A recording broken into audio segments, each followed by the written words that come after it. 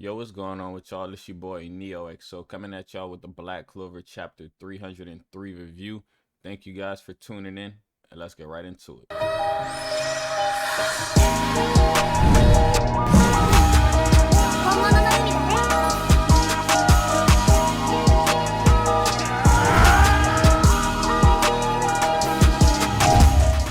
Now, starting off this chapter, we have a flashback of Nozel, kind of a continuation of the flashback we had seen in previous chapters whenever Megicula was explaining how she was able to be there in the first place, because we know that the Tree of Clifford hasn't opened all of the gates. So whatever floor that Megicula is on, the gate for that floor was not open. So she was explaining how she was able to be in the physical world, and that involved taking the soul of three powerful mages of the same gender. So we know she took Asier Silva's soul, and right here is kind of the POV from Nozel. From his point of view, he felt useless. There was pretty much nothing he can do, and at this time, you really can't blame him considering he's a young child. And whenever at that point, he had never gone through anything like this, especially being a royal. You can imagine how he had never experienced somebody defeating his mother right before his eyes and pretty much taking her life. So this was a traumatic moment for him. And that makes me really like his character, because as a character in the past, he's had some questionable motives. And the thing about this chapter right here, it answers all of those questions, and it pretty much absolves him from the questionability, because we were wondering, why would you treat your youngest sister the way that you do? And it's been a long time, because I remember watching the anime, because I was introduced to Black Clover through the anime, and it was really at the beginning of the series where Nozel was just treating Noel very coldly. And now this is like over 300 chapters into the series, and we're finally realizing his motives. And I want to emphasize that, because I really liked the way that it was pretty much rolled out and planned, because you know after all of this time, we have the satisfaction of knowing why he did what he did.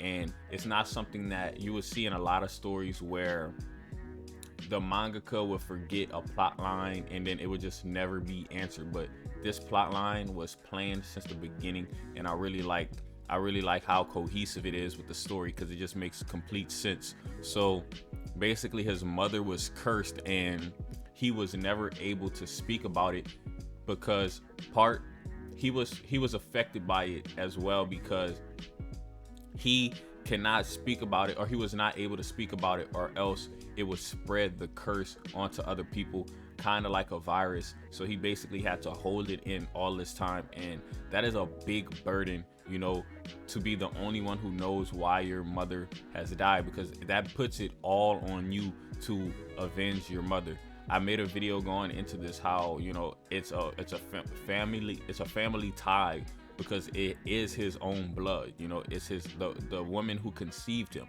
and it just, for him not to be able to do anything, he had to carry that for a long time, because this happened when he was a child. Now that he's older, he can finally do something about it. But the whole time when he was a child growing up, he had to carry this. He had to carry this heavy burden, not being able to tell anyone.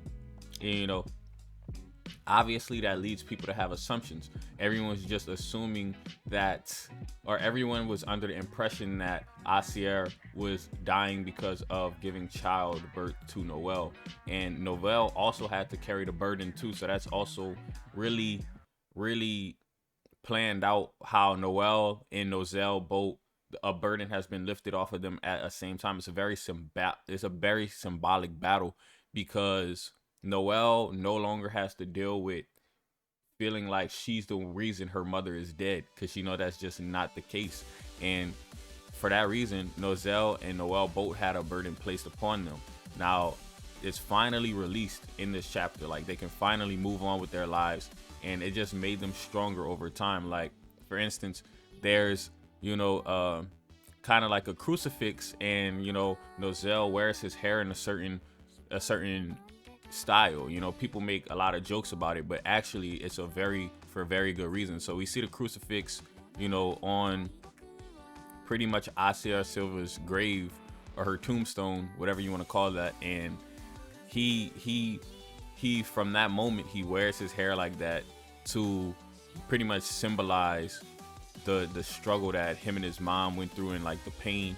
So it's really telling of his character. He's just had to endure a lot, and he's been kind of running away from it in a way. He kind of was forced to. He didn't know any other way to deal with it. So he basically blamed others, but like deep down he knew it was his fault, even though like there's not much he could have done at that time because he was not powerful enough to defeat Megicula. Now, Noel kind of, like I said, she kind of got some of the blame put on her because he couldn't speak about it.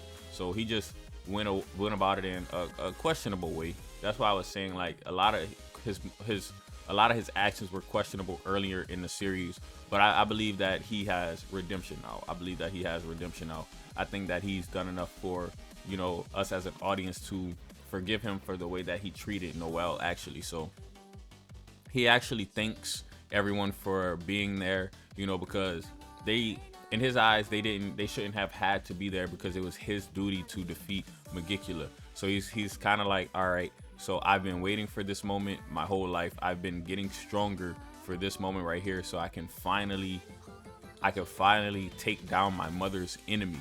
So he takes down Megicula in amazing fashion.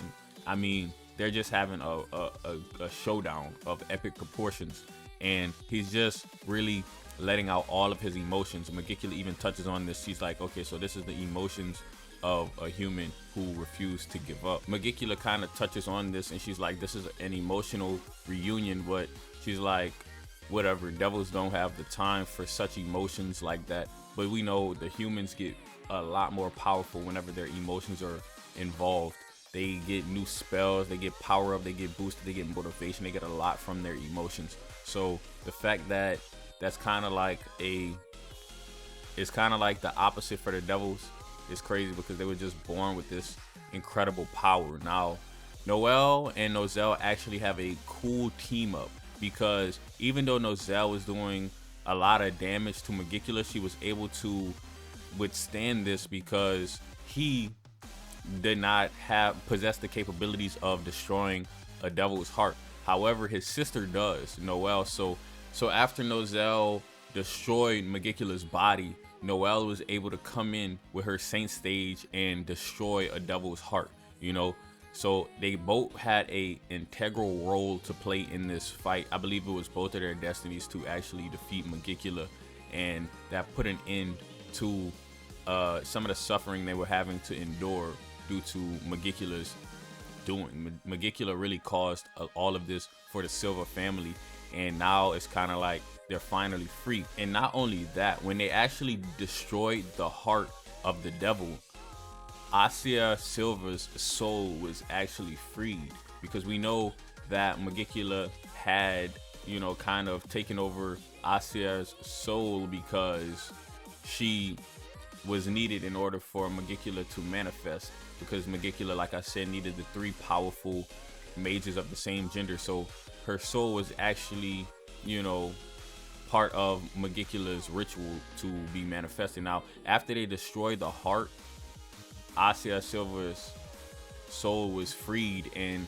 she gave a hug to Noel and Nozel. I think that was a really good moment in this chapter, and it's like the embracement of a mother. She pretty much says, you two have become really strong.